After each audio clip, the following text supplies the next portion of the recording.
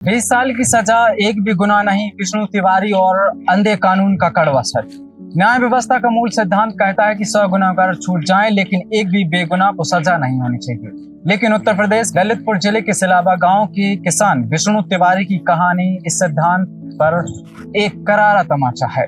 23 साल की उम्र में जेल गए विष्णु 20 साल बाद 46 वर्ष की उम्र में बाहर आए।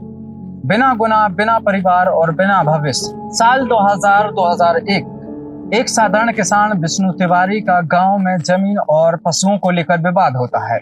विवाद के बाद एक ऊपरी जाति के व्यक्ति की पत्नी और उसके परिजनों द्वारा विष्णु पर बलात्कार, मारपीट और SC/ST एक्ट के तहत गंभीर आरोप लगा दिए जाते हैं।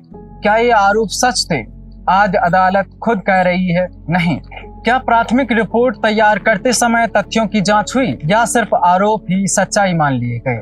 2003 में ट्रायल कोर्ट ने बलात्कार में 10 साल, SC/ST एक्ट में उम्र कैद की सजा सुना दी। गरीबी ने विष्णु से एक अच्छा वकील भी छीन लिया। हाई कोर्ट में अपील दस्तावेजों की कमी से खारिज हो गई और फिर शुरू हुआ 20 साल का लंबा अंधेरा।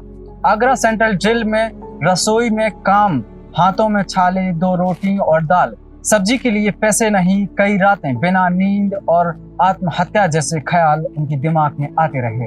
इधर विष्णु जेल में सड़ते रहे, उधर घर में एक एक कर सब खत्म होता गया। कानूनी खर्च में 7 भैंसें और जमीन बिकी। पिता की हार्ट अटैक से मौत, मां का निधन, 2 भाइयों की भी मौत हो गई।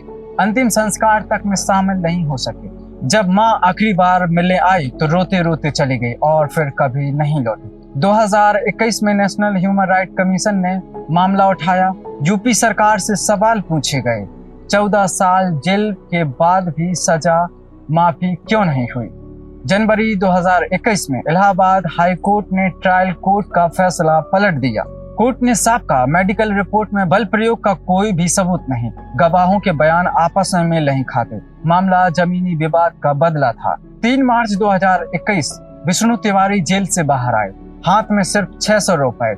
न कोई स्वागत, न कोई अपना। रात की बस में गांव लौटे। 20 साल बाद वह अपना पता भी भूल चुके थे। सबसे बड़ा सवाल, क्या इसे अंधा कानून कहें या कानून लागू करने वालों की घोर लापरवाही?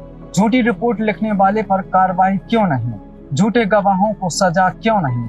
जिसने एक इंसान की पूरी जिंदगी ले ली, उससे जवाबदेही क्यों नहीं? 20 साल की बर्बादी का मुआवजा कौन देगा? विष्णु तिवारी की कहानी सिर्फ एक व्यक्ति की त्रासदी नहीं, यह हमारी न्याय व्यवस्था के उस चेहरे का आईना है जहां गुनहगार खुलेआम घूमते हैं और बेगुनाह सलाखों के पीछे सड़ते हैं। सवाल यही है, कानून में बदलाव कब आएगा और अगला विष्णु तिवारी बनने से कौन बचेगा?